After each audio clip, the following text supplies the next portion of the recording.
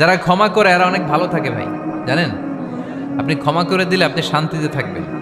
আপনি যদি আপনার ব্যাড এক্সপিরিয়েন্স, তিক্ত অভিজ্ঞতা, কে আপনারে গালি দিছিল, কষ্ট দিছিল, সবসময় এগুলো বয়ে বেড়ান, it will burn your self inside. এগুলো আপনার ভিতরে জ্বালায় পড়ে সারখার করে দিবে। আর যদি ভুলে যান, জায়গায় মাফ করে দেন, তাহলে শোধবোধ সব শেষ। আমি আছি শান্তিতে, ঠিক কি না? আমরা শান্তি চাই কি চাই না? আমরা অতীতের এই কষ্ট বুকে নিয়ে আর চলতে চাই? সমাধান একটাই, ক্ষমা করে দেন। স্টামফোর্ড ইউনিভার্সিটি, ক্যালিফোর্নিয়ার স্টামফোর্ড ইউনিভার্সিটির একজন প্রফেসর ফ্রেডরিক লাস্কিন, ওনার একটা আর্টিকেল আমি পড়েছি। ওখানে উনি গবেষণা চালিয়েছেন, অনেক মানুষের মধ্যে গবেষণা চালিয়ে দেখেছেন যে যারা অন্যরা ক্ষমা করতে পারে না, এদের রোগবালাই বেশি, কষ্ট বেশি। আর যারা সহজে ক্ষমা করে দেয়, এরা সবসময় শান্তিতে থাকে। এটা পরীক্ষিত, এটা ওনার একটা রিসার্চ। এরপর আমেরিকাতে একটা স্টেট আছে ম্যাসাচুসেট।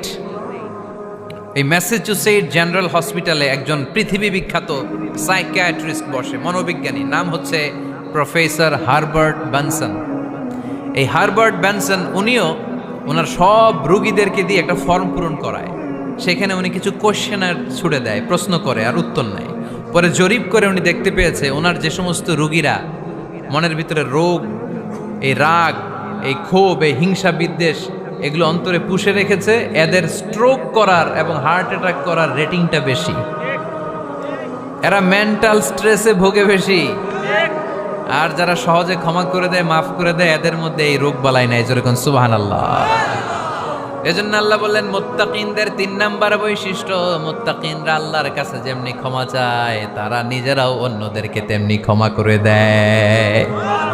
ওয়াল আফিনা আনিন নাস, আজকে থেকে আমরা মানুষের ক্ষমা করে দিব। কারো জন্য অন্তরে কোনো হিংসা বিদ্বেষ পুষে রাখা যাবে? অনেকে এগুলোর ভুলতে চায় না, পেলে পুষে বড় করে, আর ভিতরে খালি জ্বলে। ভিতরে কি করে?